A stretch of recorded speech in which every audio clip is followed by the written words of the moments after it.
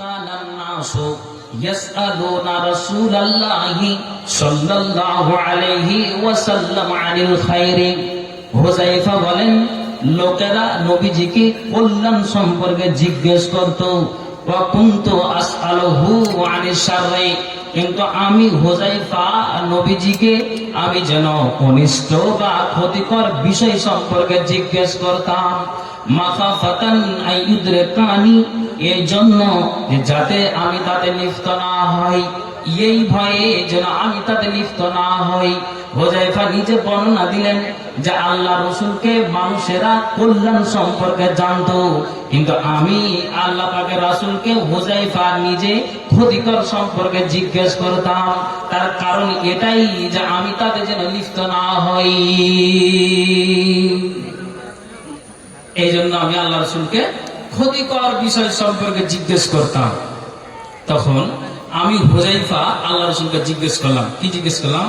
কালা কুনতু ইয়া রাসূলুল্লাহ, আল্লাহ পাকের রাসূল আপনি বলেন তো, ইন্না কুননা ফি জাহিলিয়াতিন ওয়া শাররিন, নবীজি গো আমরা এক সময় মূর্খতা ও অন্যায়ের মধ্যে নিমজ্জিত ছিলাম। তো হুযায়ফা বলছেন, ফাজআলাল্লাহু বিহাযাল খায়র, অতঃপর আল্লাহ তাআলা আমাদেরকে কল্যাণ অর্থাৎ দ্বীন ইসলাম দান করেছেন। তা আমার প্রশ্ন এখানেই, আল্লাহ পাক রাসূল আপনি বলেন নবীজি গো ফাহাল বাদা হাযাল খায়র মিন শাররি, হুযায়ফা বলছেন ইয়া রাসূলুল্লাহ, যে আমরা কল্যাণ পেয়েছি, এক সময় মূর্খতা ও অন্যায়ের মধ্যে নিমজ্জিত ছিলাম, অতঃপর আল্লাহ তাআলা আমাদেরকে দ্বীন ইসলাম দান করেছেন। তবে আপনি বলেন তো এই কল্যাণের পর কি অকল্যাণ আসবে? নবীজি জবাব দিলেন, কালা নাম, হ্যাঁ অবশ্যই আসবে। তখন আমি হুযায়ফা আবার পুনরায় জিজ্ঞেস করলাম, কুলতু ওয়াহাল বাদা যালিকা শাররি মিন খায়রি, আল্লাহ পাকের রাসূল তাআলা আপনি আবার বলেন তো এই অকল্যাণের পর কি কল্যাণ আসবে? নবীজি বললেন, ওয়া ফিহি দাখানুন, হ্যাঁ আসবে, তবে তা হবে ধোঁয়াযুক্ত বা ঘোলাটে।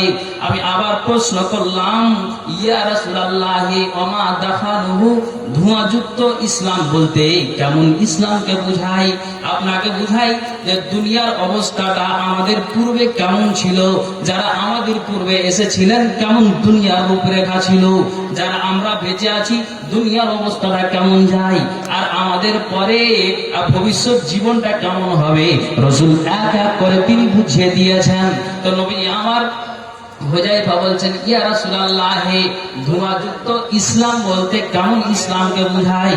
তখন নবীজি উত্তর দিলেন, কালা কওমুন ইস্তান্নুনা বিগাইরি সুন্নতি ওয়া ইয়াহদুনা বিগাইরি হাদিয়াতি, আল্লাহ পাক রাসূল বলছেন লোকেরা আমার সুন্নাত ছেড়ে দিয়ে অন্য তরিকা গ্রহণ করবে, মানুষেরা আমার আদর্শ ছেড়ে দিয়ে মানুষকে অন্য আদর্শে পরিচালিত করবে। নবীজি জবাব দিলেন, তারিফু মিনহুম ওয়া তুনকিরু, তখন তুমি তাদের মাঝে ভালো কাজও দেখতে পাবে, মন্দ কাজও দেখতে পাবে।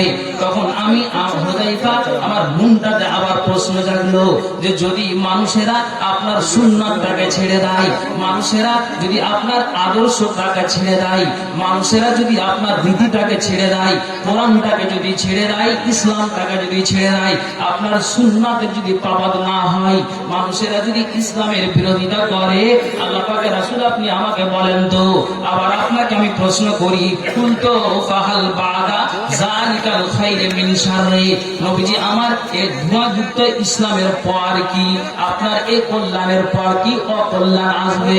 নবীজি আবার উত্তর দিলেন, কালা নাম, হ্যাঁ আসবে। হুযায়ফা বলছেন আপনি কেমন ভাবে আসবে তা আপনি আমাকে বুঝিয়ে দিন। নবীজি বলছেন, দুআতুন আলা আবওয়াবি জাহান্নাম মান আজাবাহুম ইলাইহা কাযাফু ফিহা, নবীজি বলছেন শুনে রাখো, জাহান্নামের কিনারায় দাঁড়িয়ে, দরজাতে দাঁড়িয়ে কিছু নামধারী আলেম কিংবা নামধারী ধর্মের নেতা মানুষদেরকে জাহান্নামের দিকে ডাকবে। যারা এসব আলেমের ডাকে সাড়া দিবে, এরা তাদেরকে জাহান্নামে নিক্ষেপ করে ছাড়বে। আল্লাহ পাকের রাসূল বললেন, আল্লাহ পাকের রাসূল বলছেন যে এরা এমন একটা আলেম হবে মানুষদেরকে জাহান্নামের দিকে ডাকবে, এমন নেতা হবে মানুষদেরকে জাহান্নামের দিকে ডাকবে, জাহান্নামের দিকে আহ্বান করবে। যারা ওইসব আলেমের ডাকে ডাকে সাড়া দিবে, যারা ওই নেতার ডাকে সাড়া দিবে, এরা ওদেরকে জাহান্নামে নিক্ষেপ করে ছাড়বে। তারপরে আবার আমি জিজ্ঞেস করলাম, আল্লাহ পাকের রাসূল আপনি যে এই কথা বললেন তা আপনি বলেন তো। কুলতু ইয়া রাসূলুল্লাহ সিফহুলানা, নবীজি গো, একটা মানুষ যদি অমানুষ যদি আমার বাড়িতে একটা অপরিচিত মানুষ যদি আসে, আমাকে যদি দেখতে না পাই, তাহলে আমিও যদি তাকে দেখতে না পাই, বাড়ির মানুষ যদি আমাকে জিজ্ঞেস করে, প্রতিবেশী যদি আমাকে বলে তোমাকে দেখার জন্য একটা মানুষ এসেছিল, কোনখান থেকে বলতে পারবো না, তখন আমি বলি যে আমার সন্দেহ জাগলো, বলো তো মানুষটা সাদা না কালো, মানুষটা লম্বা না খাটো, মানুষটা রংটা কেমন, মানুষটা কতটা মোটা না পাতলা, তুমি তার পরিচয়টা দাও, আমি আইডিয়াতে বুঝতে পারবো যে ওই লোকটাই আমাকে ডেকেছে। তেমনি এবার হুযায়ফা বলছে, আল্লাহ পাকের রাসূল যারা এই সব আলেম মানুষদেরকে জাহান্নামের দিকে ডাকবে, ওই সব নেতারা যারা জাহান্নামের দিকে যারা ডাকবে, আপনি তাদের পরিচয় দিন, তাদের পরিচয়টা দিন। নবীজি বলছেন শুনে রাখো, কালাহুম মিন জিলদাতিনা ওয়া তাকাল্লামুনা বিআলসিনাতিনা, আল্লাহ পাকের রাসূল বলছেন তারা আমাদের মতই মানুষ হবে এবং আমাদের মতই আমাদের ভাষাই তারা কথা বলবে। তখন হুযায়ফা আবার প্রশ্ন করলেন, ইয়া রাসূলুল্লাহ, আল্লাহ পাকের রাসূল আমি যদি ওই প্রস্তুতির মুখোমুখি হই, তাহলে আপনি আমাকে কি করার নির্দেশ দিচ্ছেন? তখন নবীজি বললেন শুনে রাখো, কালা তালজামু জামাআতাল মুসলিমিনা ওয়া ইমামুহুম, নবীজি বললেন কি করবে? তখন তুমি মুসলমানদের একটা জামাতকে আর মুসলমানদের নেতাকে তুমি আঁকড়ে ধরবে। হুযায়ফা আবার প্রশ্ন জাগলো, আমি যদি ওই সময় কোনো মুসলিম জামাত না পাই, কোনো মুসলিম নেতাকে না পাই, ওই সময় ওর প্রস্তুতির মধ্যে যদি কোনো মুসলিম জামাত না থাকে, কোনো মুসলিম নেতা না থাকে, কোনো আদর্শবান যদি মানুষ না থাকে, তখন আমাকে কি করতে হবে? আল্লাহ পাকের রাসূল এবার টোটাল হাদিসটার এবার ফিনিশিং দিচ্ছেন। এর হুযায়ফা তুমি কান খুলে শোনো, যখন এইরকম প্রস্তুতির মধ্যে তুমি পড়ে যাবে, তখন আল্লাহ পাকের রাসূল জানিয়ে দিলেন, কালা তিলকাল ফিরাকা কুল্লাহা, নবী বলছেন সে সমস্ত বিচ্ছিন্ন দলগুলিকে তুমি পরিত্যাগ করবে। যদিও তোমাকে গাছের শিকড়ের পাশে আশ্রয় নিতে হয়, আর তোমার মৃত্যু পর্যন্ত সেখানেই অবস্থান করবে, এর যে কোনো কষ্ট ত্যাগ শিকারে তোমাকে প্রস্তুত থাকতে হবে। নবীজি জানিয়ে দিলেন, কালা তিলকাল ফিরাকা কুল্লাহা ওয়ালাউ আনতা উযযা বিআসলি শাজারাতিন হাত্তা ইদরিকাকাল মাউত ওয়া আনতা আলা যালিক, নবীজি বলছেন শুনে রাখো, সে সমস্ত বিচ্ছিন্ন দলগুলিকে পরিত্যাগ করবে, আর ওই বিচ্ছিন্ন দলগুলিকে পরিত্যাগ করার পরে একটা গাছের শিকড়ের পাশে তুমি আশ্রয় নিবে, আর সেখানে তোমার মৃত্যু পর্যন্ত তুমি সেই জায়গাতে অবস্থান করবে। এতে যে কোনো কষ্ট ত্যাগ শিকারে তোমাকে প্রস্তুত থাকতে হবে। কথা বুঝে এসছে? একটু খালি মাথাটা নাড়া, তাহলে দুনিয়ার অবস্থাটা কেমন হবে বুঝে এসেছে তো? এইভাবে দুনিয়ার হাল। তারপরে কি হবে? একটা একটা করে আপনাকে হাদিস শোনাবো। কি আমার নানা একটু হাদিসটা বলতে বলতে অন্যদিকে চলে গেছিলেন। কি আমার হাদিস শোনাচ্ছি। ওয়ান আবি হুরায়রা রাদিয়াল্লাহু তাআলা আনহু قال, দেখেন কত সুন্দর হাদিস। قال রাসূলুল্লাহ সাল্লাল্লাহু আলাইহি সাল্লাম, হাদিসের ভাষ্যকার হলো আবু হুরায়রা। নবীজি বলছেন, ইয়াতাকারাবু জামানু, সময় সংকীর্ণ হয়ে যাবে। একটা মানুষ যদি বাসে চেপে যায়, একটা মানুষ যদি ট্রেনে চেপে যায়, যাবে কত দূর? মালদাতে কাঞ্চনজঙ্ঘা চড়ে আপনার যেন কাঞ্চনজঙ্ঘাতে উঠে যাবে আলুয়াবাড়ি স্টেশন, শিলিগুড়ি যাবে, আর কোথায় যাবে? গুয়াহাটি যাবে। কানে আপনার যেন লিড লাগিয়ে নিয়েছে, চলতে চলতে আপনার যেন গান চলছে, বিভিন্ন প্রকারের তার গান চলছে, হাতের বাজনা বা আপনার যেন সিটে বাজায়, হাতটাকে এমনি নাড়াচাড়া করে, সে বুঝতে পারে যে কেমন মজার গানটা আমার লেগেছে। যখন তাকে 4 ঘন্টা 5 ঘন্টা পর 6 ঘন্টা পর পাশের বন্ধু যখন ইশারা করে চলো এখন নেমে যেতে হবে, বলছে এত তাড়াতাড়ি চলে আসলাম, তার মানে বুঝতে পারলো না যেহেতু কানে তার লিগ লাগা আছে। তেমনি আল্লাহ পাক রাসূল বলছেন, এমন একটা দিন আসবে, এমন একটা সময় আসবে, এটা কারাবুল জামানো, সময় সংকীর্ণ হয়ে যাবে। ওয়া ইকবাজুল ইলম, ইলম বিদ্যা উঠিয়ে নেওয়া হবে। ওয়া তাজহারুল ফিতনা, তো ফিতনা ফাসাদ প্রকাশ পাবে। ফিতনা ফাসাদ বৃদ্ধি পাবে, ওয়া ইন তাসুহ মানুষের মধ্যে কৃপণতা বেড়ে যাবে, ওয়া তাকসুরুল হারাজ হারজ বেশি হবে। নবীজি সাহাবীরা সমস্ত কথা বুঝতে পারলেন, কিন্তু হারজ শব্দটা বুঝতে পারেননি। তখন নবীজিকে বললেন, কালু ওমা হালাক ইয়া রাসূলুল্লাহ, আল্লাহ পাকের রাসূল হারজ কি জিনিস? নবীজি বলছেন, কাল আল কাতলু, সমাজে দ্বন্দ্ব, বিশৃঙ্খলা, মারামারি, কাটাকাটি ব্যাপকভাবে দেখা দিবে। আল্লাহ পাকের রাসূল বলছেন, এমন একটা দিন আসবে, এমন একটা সময় আসবে, মানুষেরা কাটাকাটি, মারামারি, কাটাকাটি, খুন, রাহাজানি ইত্যাদি জঘন্য কাজে লিপ্ত থাকবে। কোপাকুপি হবে, কাটাকাটি হবে, মারামারি হবে, চিন্তাই হবে, রাহাজানি হবে, বিভিন্ন প্রকারের নোংরা কাজগুলি হবে। আল্লাহ পাক রাসূল বলছেন, এটাই হলো হারজ।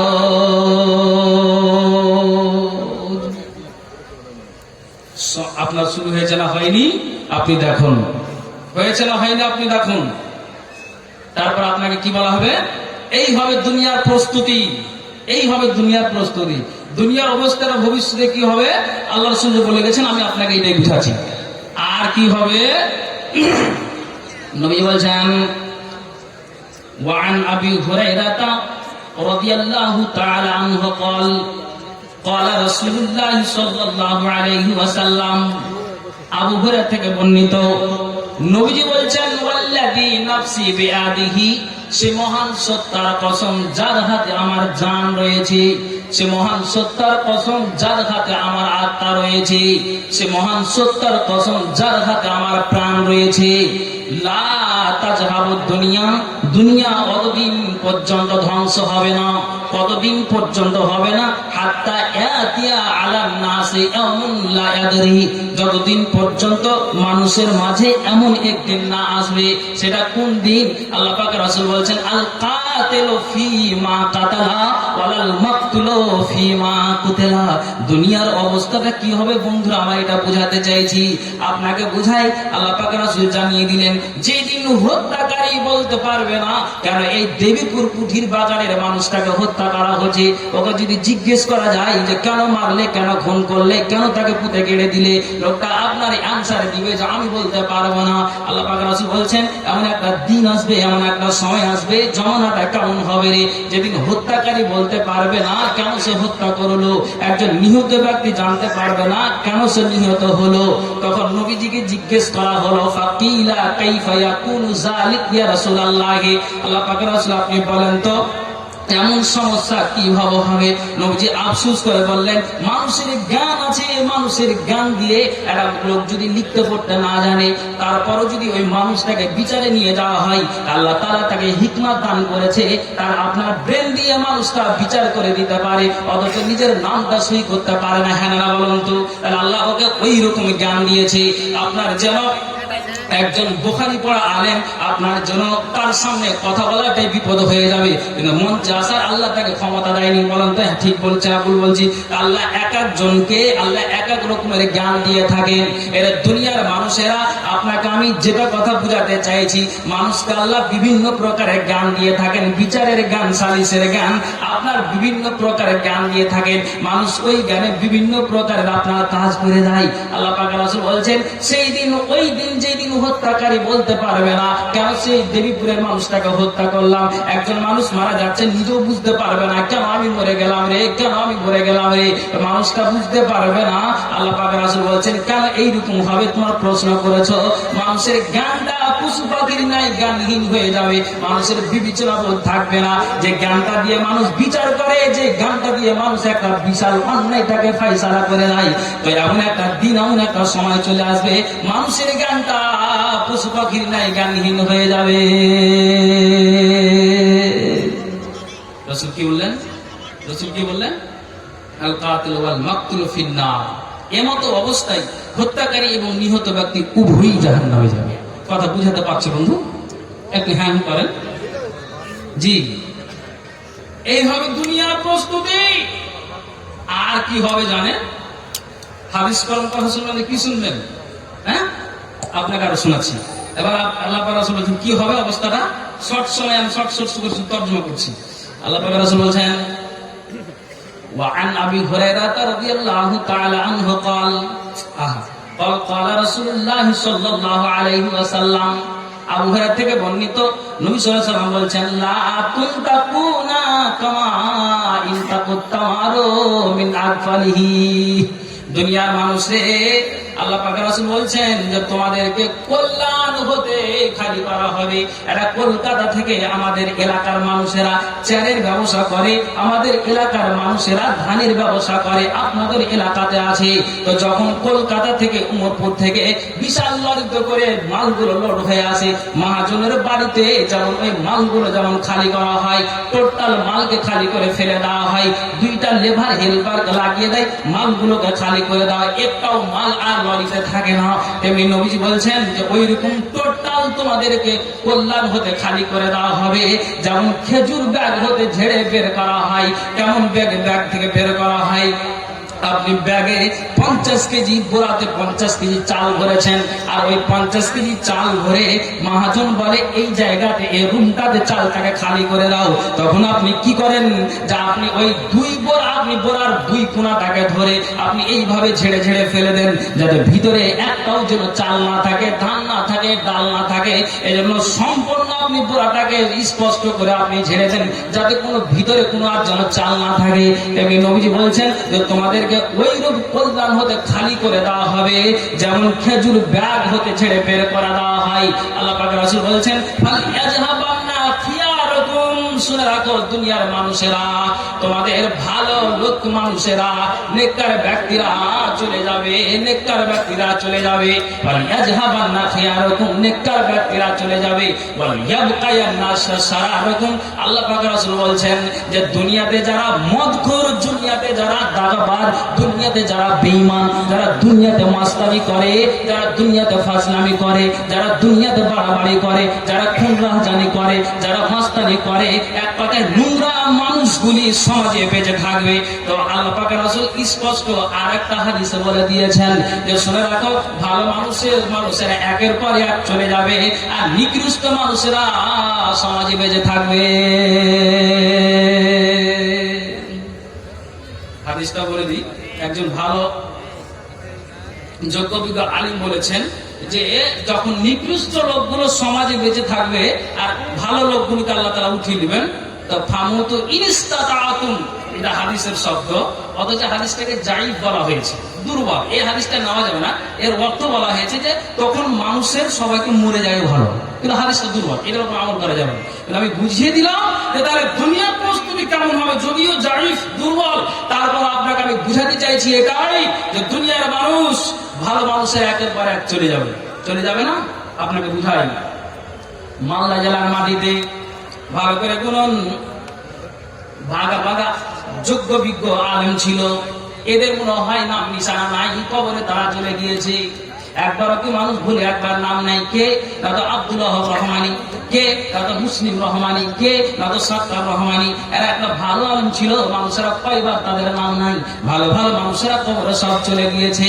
মাওলানা আব্দুল কাউল কুসুলি সাহেব, তিনি এমন একটা পরেজগার মানুষ ছিলেন যে যখন সারা পৃথিবীতে কোন গ্রামে কোন জায়গাতে আপনার ধান হয় না, ফসল হয় না, বৃষ্টি বর্ষণ হচ্ছে না, মাওলানা একটু আল্লাহর কাছে দোয়া করে দিন। আপনি এমন একটা ইমানের ভোল্টেজ নিয়ে দুনিয়াতে বাস করছেন যে আপনাকে যদি নিয়ে যাওয়া হয় আর আল্লাহর কাছে যদি অ্যাপ্লিকেশন জানান, হাতটাকে পেতে দেন, তাহলে ইনশাআল্লাহ তাআলা আপনার দোয়াটাকে কবুল করবেন।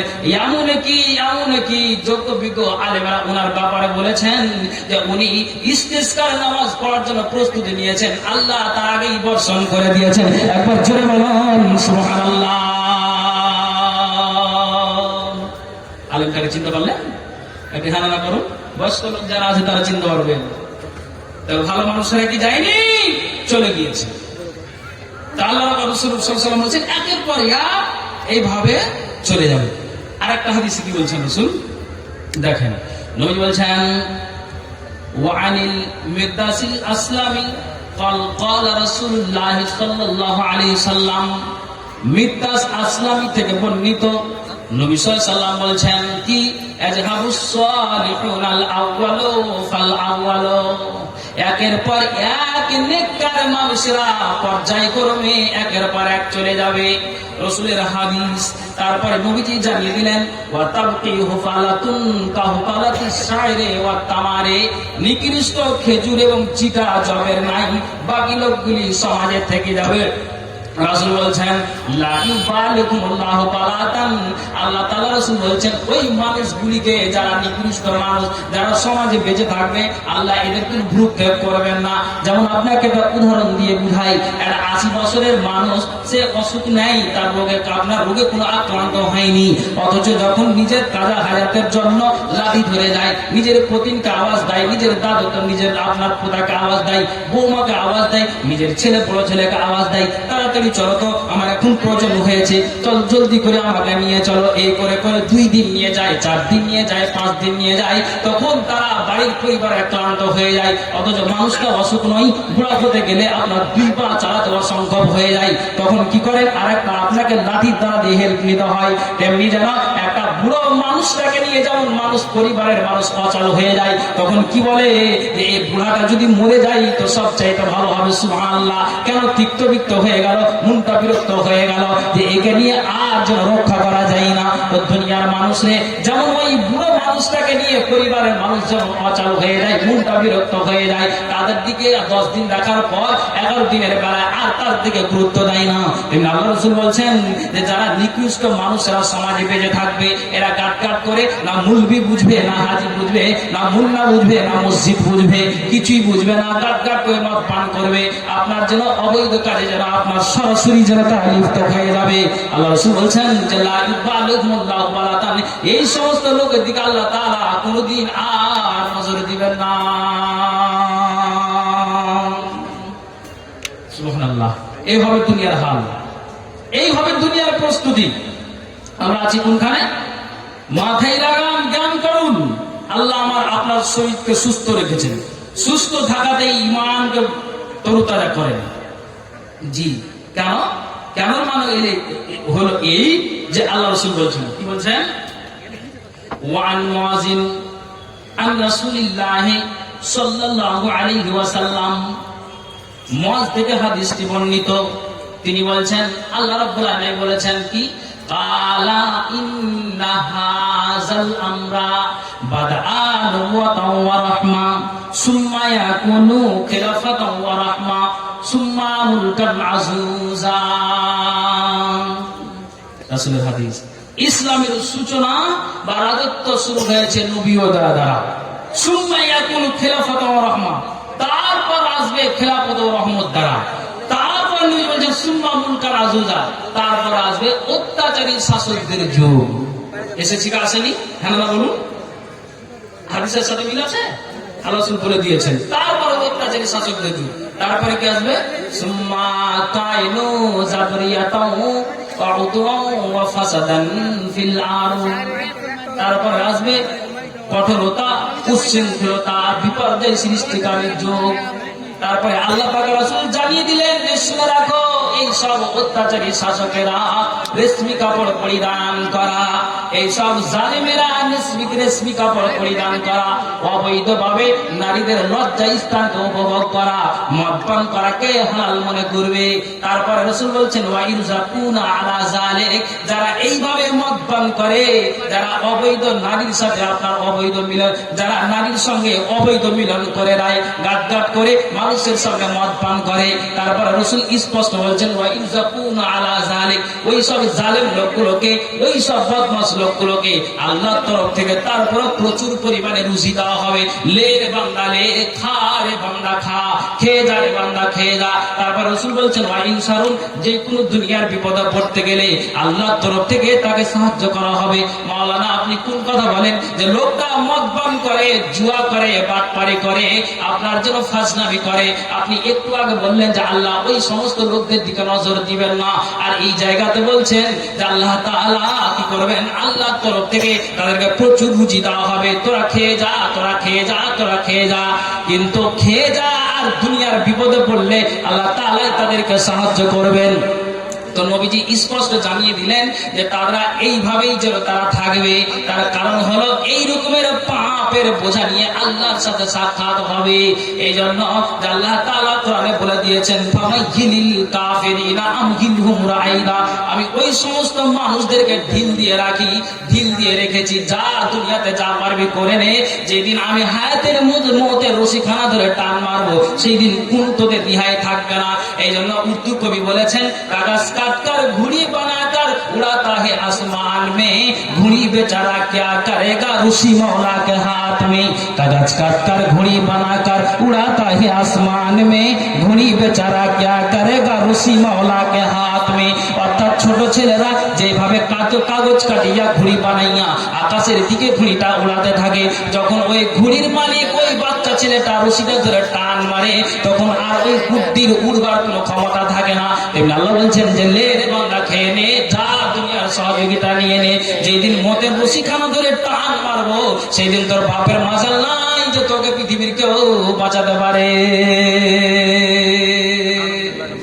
যা খেয়ে নে। কথা বুঝেছে? জি, এই হবে দুনিয়ার প্রস্তুতি, দুনিয়ার হাল। আহা, আল্লাহ রাসূলের হাদিস। আর কি হবে, আর কি হবে দেখেন, সময়ের মধ্যে আমি আপনাকে যতটুকু পারি শুনিয়ে দিচ্ছি কি হবে দুনিয়ার অবস্থাটা। ভালো প্রশ্ন। নবীজি বলছেন, এটা রাবি হচ্ছেন আবু হুরায়রা। وعن أبي هريرة رضي الله تعالى عنه قال بينما النبي صلى الله عليه وسلم يحدث। আবু হুরায়রা বলছেন, আল্লাহ পাকের রাসূল লোকদের মাঝে কথা বলছিলেন, মানুষের মাঝে কথা বলছিলেন। নবীজি মানুষের মাঝে কথা বলছিলেন, আর এমন সময় ইজিজা আরবি একটা পল্লীর মানুষ আসলো, একটা দেহাতি মানুষ আসলো, এসে নবীজিকে জিজ্ঞেস করলো, ফাকাল মাতা সাত ইয়া রাসূলুল্লাহ, আল্লাহ পাকের রাসূল কিয়ামত কখন হবে? তখন নবীজি বললেন, কালা ইজা জিয়াতিল আমানাতু, যেদিন পৃথিবীতে আমানত বিনষ্ট করা হবে।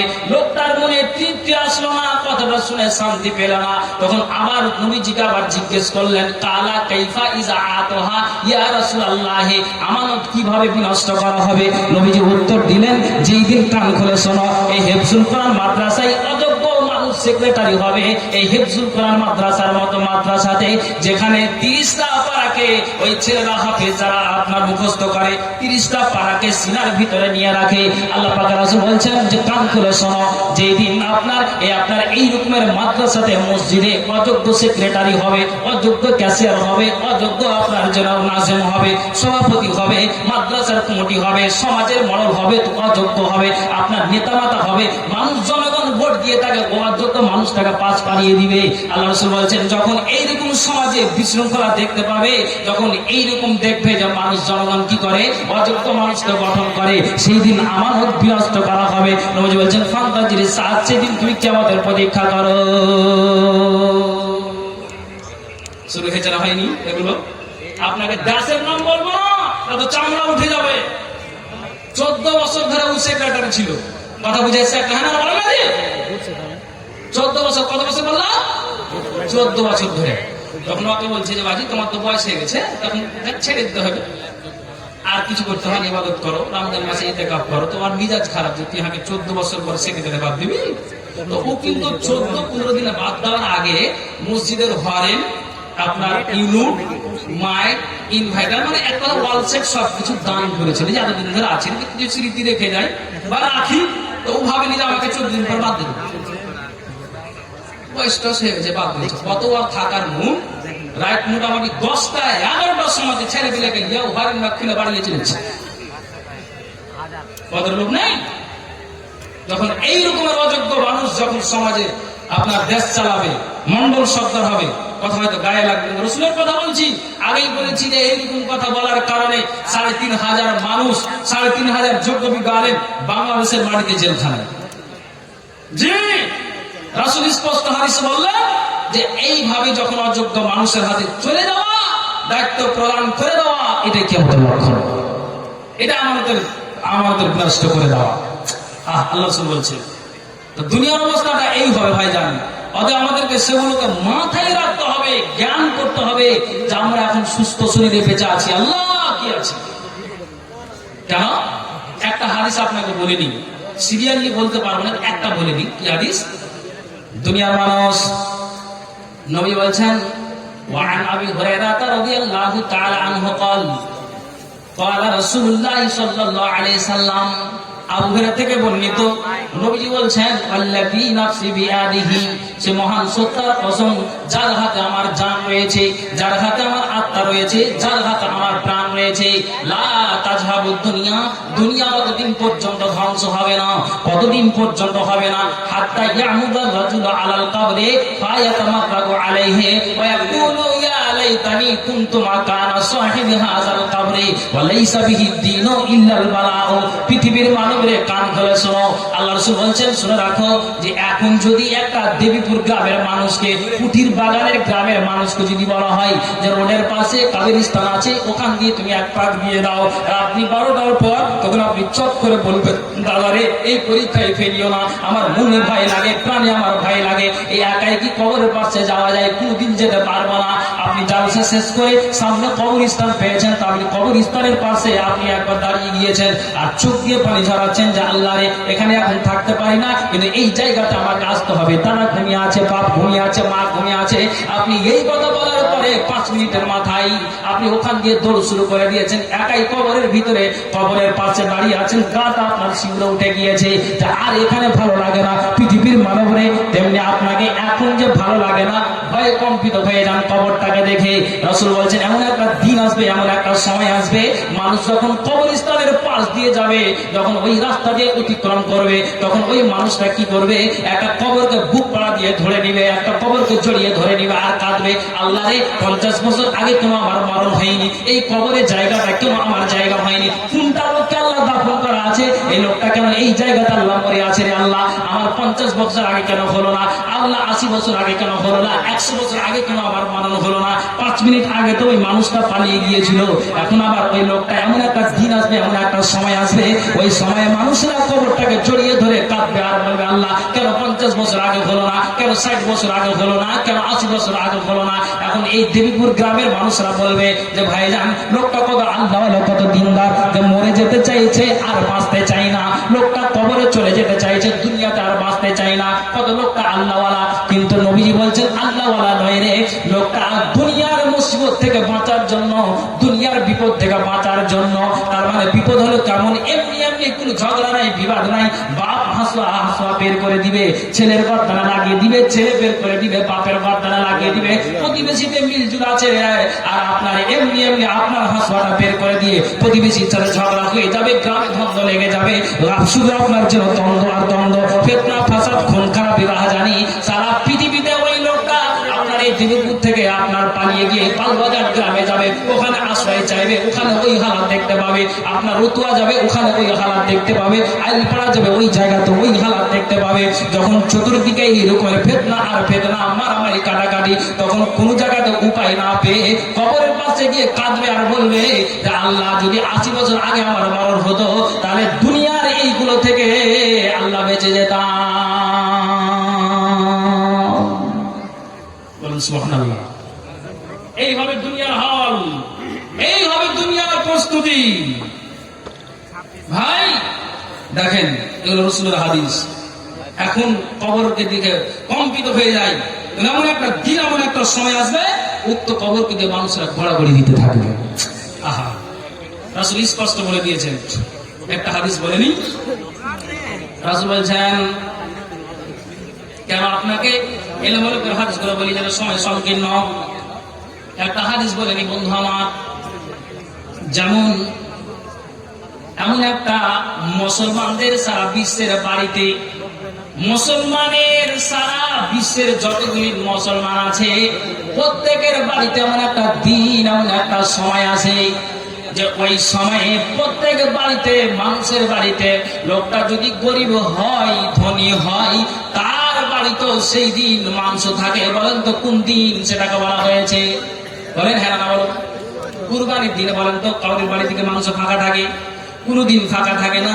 যার বাড়িতে যাবেন মাংস আর মাংস, মাংস আর মাংস, মাংস আর মাংস। এখন আপনাকে কি বুঝাই? আল্লাহ রাসূল বলছেন ওয়ান আবি হুরায়রা রাদিয়াল্লাহু তাআলা আনহু قال قال رسول الله সাল্লাল্লাহু আলাইহি ওয়াসাল্লাম, আবু হুরায়রা থেকে বর্ণিত, নবীজি বলেছেন লা তাকুমুস সাআত, কিয়ামত অতদিন পর্যন্ত হবে না হাত্তা ইয়াকসুরাল মাল ওয়া ইয়াফিজা, যতদিন পর্যন্ত মানুষের মধ্যে ধন সম্পদের প্রাচুর্য না হয়েছে, এমনকি ধন সম্পদ পানির মতো প্রবাহিত হতে থাকবে। এই যে আপনাকে উদাহরণ দিলাম যে যেমন কুরবানির দিনে গরিব ধনীর বাড়িতে মাংসের অভাব থাকে না, তেমনি আল্লাহ রাসূল বলছেন যে মানুষের মধ্যে এমন আল্লাহ দিন পাঠিয়ে দিবেন এবং আপনার দিন চলে আসবে, এমন একটা দিন আসবে যে আল্লাহ তাআলা এতটাই মাল দিবে যে মালটা পানির মতো প্রবাহিত হতে থাকবে। তখন রাসূল বলছেন হাত্তা ইয়াখরুজা রাজুলু যাকাতা মালিহি, মানুষের বাৎসরিক হিসাব করে এখন বের করছে কি করছে না আল্লাহ ভালো জানে। তো সেই সময়ে তারা কি করবে, বাৎসরিক হিসাব করে যে মালের যাকাতটা বের করবে, আর বের করে দেওয়ার পরে এই লোকটা আপনার বাংলাঘাট ছুটবে, ওই লোকটা আপনার দিনগুলো ছুটবে, মাকায়া ছুটবে, চতুর্দিকে লোকগুলো যাবে, আর যাওয়ার পরে বলবে যে ভাই আমার যাকাতটা নিয়ে নাও। এখন আপনাকে বলি যে মাদ্রাসার জন্য দান করো, এখন আপনাকে বলি যে হিফজুল করার জন্য দান করো। যেই জায়গাতে 30টা পারাকে মুখস্থ করা হয়, এখন আপনার মুড়িটা অন্যদিকে চলে যায়, মাথাটা আপনার অন্যদিকে ঘুরে যায়, আপনার মগজটা ঠিক থাকে না। তেমনি আল্লাহ রাসূল বলছেন এরা দুনিয়ার মানুষেরা কান খুলে শোনো, সেই সময় আল্লাহ এত মাল দিবে যে নিজেদের সম্পদের যাকাত বের করবে।